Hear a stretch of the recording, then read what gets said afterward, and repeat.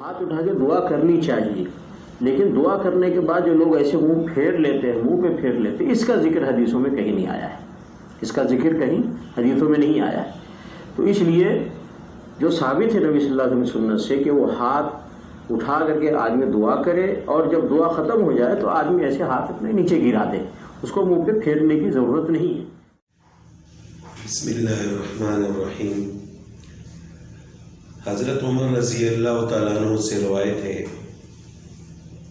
کہ آپ صلی اللہ علیہ وسلم جب دعا کے لیے ہاتھ مبارک اٹھاتے تو اس وقت تک نہ چھوڑتے جب تک اپنے ہاتھوں کو چہرہ مبارک پر نہ پھیر لیتے۔ دعا جب انسان کرتا ہے تو دعا کے کچھ آداب ہیں۔ انسان جب دعا کرتا ہے، اللہ تعالیٰ سے التجا کرتا ہے، تو دعا کا ایک ادب تو یہ ہے کہ انسان اپنے ہاتھوں کو اس طرح اپنے سینے کے سامنے اٹھائے اور ہاتھوں کا رخ اوپر کی طرف ہو۔ اس طرح الٹے ہاتھوں سے دعا کرنے سے آپ صلی اللہ علیہ وسلم نے منع فرمایا۔ تو جب انسان دعا کرتا ہے، ہاتھوں کو اٹھاتا ہے، تو پھر برکت کے لیے ہاتھوں کو چہرے پر پھیرنا یہ بھی آپ صلی اللہ علیہ وسلم کی سنت مبارکہ ہے۔ یہ جو روایت میں نے آپ کے سامنے بیان کی ہے، حضرت عمر رضی اللہ تعالیٰ عنہ سے روایت ہے، اور یہ ابو داؤد شریف میں بھی ہے، ترمذی شریف میں بھی ہے، اور مشکات شریف میں بھی کتاب الدعوات میں اس کا ذکر ہے۔ تو آپ صلی اللہ علیہ وسلم جب دعا کے لیے ہاتھ اٹھاتے تو دعا کے بعد اپنے ہاتھوں کو چہرہ مبارک پر پھیرتے تھے۔ یہ آپ صلی اللہ علیہ وسلم کی سنت ہے، اور اسی سنت کو پورا کرتے ہوئے ہم بھی برکت کے لیے اپنے ہاتھوں کو دعا کے بعد چہرے پر پھیرتے ہیں۔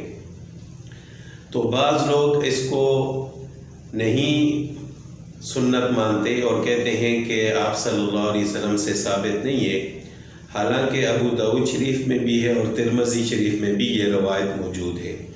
تو خاص کر ہمارے پاکستان، انڈیا، بنگلہ دیش کے لوگ اس چیز کا زیادہ اہتمام کرتے ہیں، تو جب اس قسم کی کوئی بات ان کے سامنے آتی ہے تو وہ پریشان ہوتے کہ ہم تو دعا کے بعد اپنے ہاتھوں کو چہرے پر پھیرتے ہیں، تو جب کہ یہ ثابت ہی نہیں ہے تو پریشان ہو جاتے ہیں، شکوک و شبہات میں مبتلا ہو جاتے ہیں۔ حالانکہ تحقیق یہی ہے کہ یہ آپ صلی اللہ علیہ وسلم کی سنت ہے۔